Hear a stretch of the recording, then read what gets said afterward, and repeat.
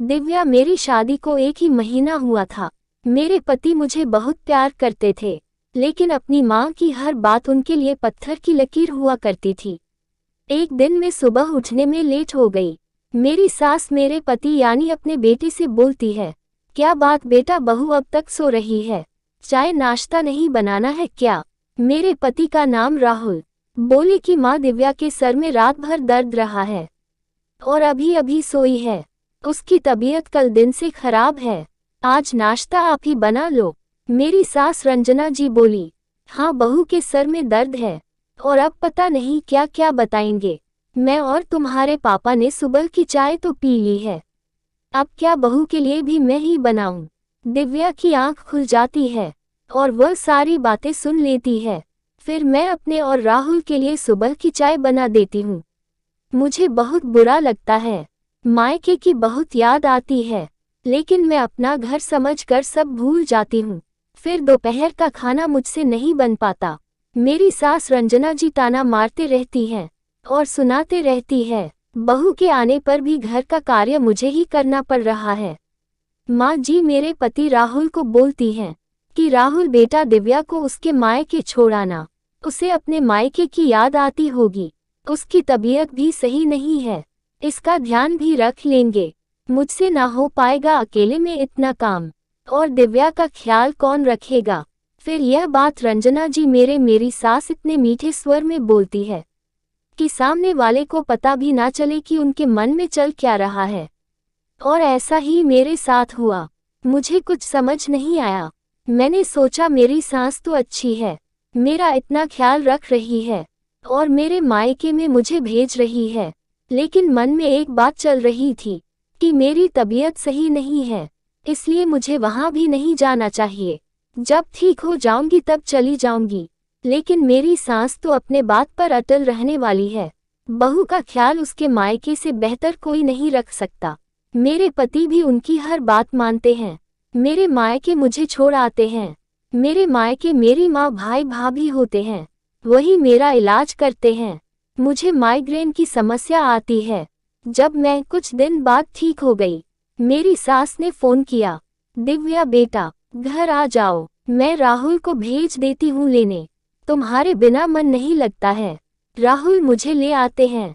मैं भी क्या करती, मैं अपने मायके वालों पर क्यों बोझ बनूं? ये सोचकर चली जाती हूँ, अपने ससुराल आ जाती हूँ और फिर वही रंजना जी की सेवा करना, घर का कामकाज करना, और फिर मैं कुछ दिन बाद प्रेग्नेंट हो जाती हूँ। मेरी सास कोई काम नहीं करती है। मेरी ऐसी हालत में भी सारे काम मुझे ही करने होते हैं। ऊपर से मुझे बहुत उल्टियाँ लगती थी, फिर भी सारे काम मुझे ही देखने होते थे। मुझे अब 7वां महीना चल रहा था। मेरे ससुराल में सास ससुर को बोझ लगती थी।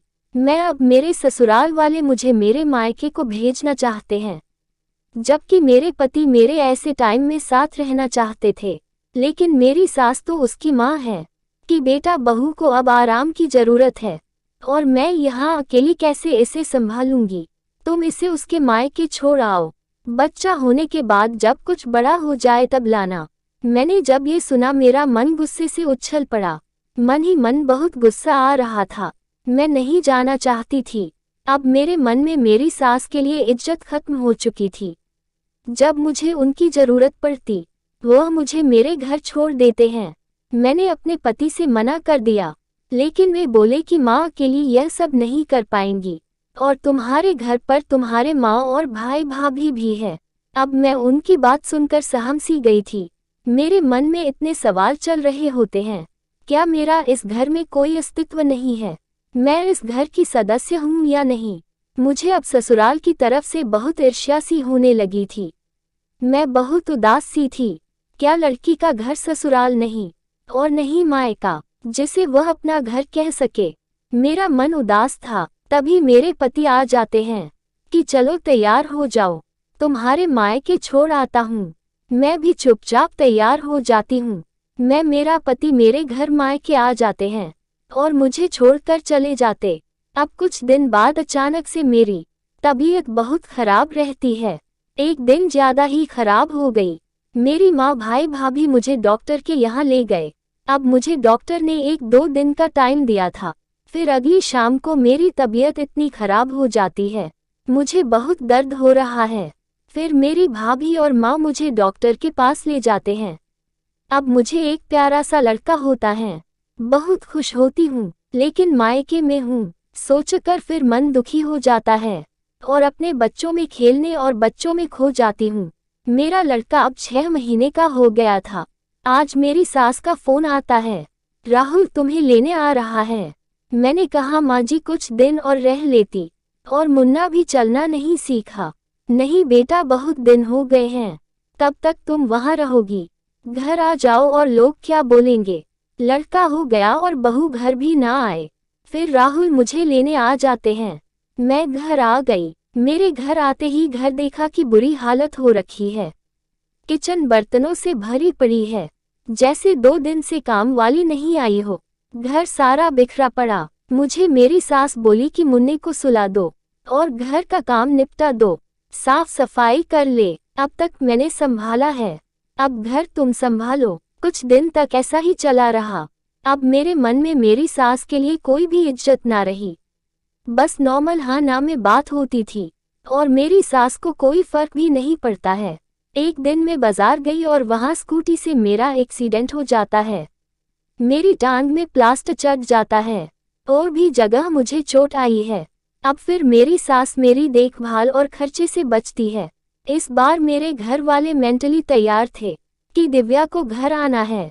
फिर मेरी सास वही बोलती है कि बेटा दिव्या को घर छोड़ देना, मुझे नहीं हो पाएगा, बच्चा भी रखना और इसे भी संभालना। मैं समझ चुकी थी कि इस घर में मेरी क्या इज्जत है। मैं इस बार कुछ नहीं बोलती और मैं घर चली आती हूँ। मेरा मन था कि कभी तो ऊंट पहाड़ के नीचे आएगा।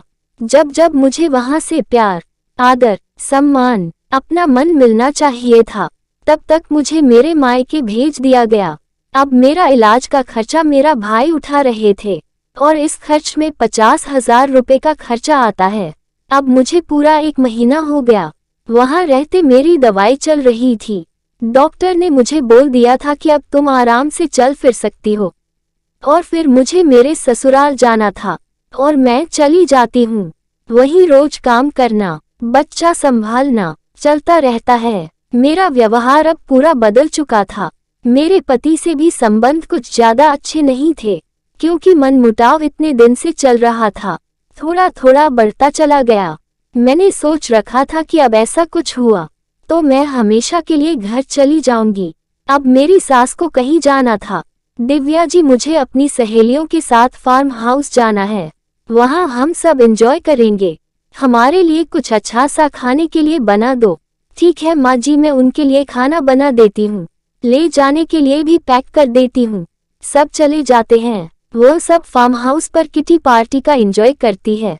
अचानक से वहाँ मौसम बदल जाता है और वहाँ बहुत बारिश होती है। वे बारिश का मजा ले रही होती है और अचानक से माँ जी का पैर फिसल जाता है। वजन ज्यादा होने के कारण उनके पैर और हाथ में बहुत चोट लग जाती है। फिर घर पर फोन आता है कि तभी पापा जी और राहुल दोनों उन्हें अस्पताल लेकर जाते हैं और डॉक्टर उनके पैर में फ्रैक्चर बता देते हैं और हाथ में चोट लगती है। उनके 2 महीने के लिए बेड रेस्ट दे देते हैं। घर आ जाती है, अपने कमरे से आवाज लगाती है और बोलती है दिव्या जरा जल्दी से आ जाओ। मैं उनके कमरे में जाती हूँ तो बोलती है कि मेरे रूम में पानी का जग रख दो और मेरी कमर पर ये तेल लगा दो, बहुत दर्द हो रहा है। मेरे मन में चल रहा था कि अब आया ऊंट पहाड़ के नीचे। मैंने कहा पापा जी मुझसे नहीं हो पाएगा ये सब, मुझे बच्चा और घर भी संभालना है। आप माँ जी को उनके भाई के पास छोड़ दो, इनका वहाँ सब अच्छे से ख्याल रखेंगे। इतना सुनते ही मेरे पति और पापा जी माँ मेरी सब मुझ पर भड़क पड़े। बोले क्या बोल रही है, तुम्हें इस हालत में इसे वहाँ छोड़ दे। माँ जी दिव्या तुम्हारा दिमाग खराब है क्या, मैं अपने भाई भाभी पर बोझ बनूं, वह भी ऐसी हालत में। जाकर ये मेरा घर है, मैं यही रहूंगी, समझी, कहीं नहीं जाती। माँ जी जब मुझे मेरे घर भेज देते थे, क्या मेरा ये घर नहीं है? क्या मेरे भाई बहन खर्चा डालकर तब बोझ नहीं लगा? जब मुझे आपकी जरूरत थी तब आपने मुझे मेरे मायके भेज दिया। जब आपके प्यार सहारे की जरूरत पड़ी, आपने मुझे कभी दिया है क्या? आपने अपनी जिम्मेदारियां निभाई है क्या? बस मुझे से भी किसी चीज की उम्मीद ना रखें। मैं भी आपका कोई काम नहीं कर पाऊंगी। मुझे अपना बच्चा और घर भी संभालना है।